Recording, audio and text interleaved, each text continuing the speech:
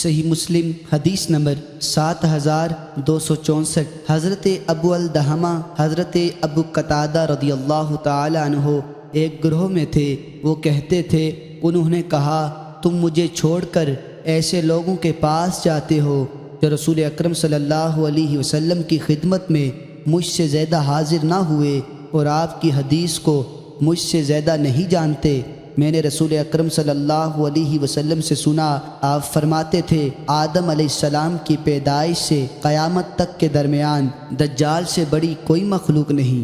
صحیح مسلم حدیث نمبر 7265۔ تین آدمی جن میں حضرت قتادہ رضی اللہ تعالی عنہ بھی تھے فرماتے ہیں، ہم حشام بن عامر کے پاس سے گزر کر عمران بن حسین رضی اللہ تعالی عنہ کے پاس جا رہے تھے۔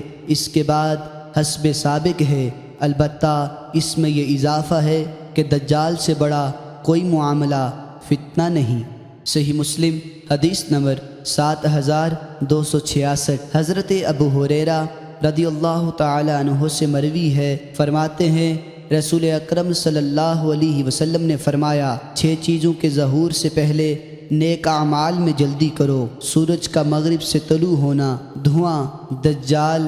صحیح مسلم حدیث نمبر 7267۔ حضرت ابو ہریرہ رضی اللہ تعالی عنہ نبی اکرم صلی اللہ علیہ وسلم سے روایت کرتے ہیں، آپ نے فرمایا، 6 چیزوں کے ظہور سے پہلے نیک اعمال میں جلدی کرو، دجال، دھواں، دعوت الارض، سورج کا مغرب سے طلوع ہونا، تم میں سے کسی ایک کی موت یعنی قیامت۔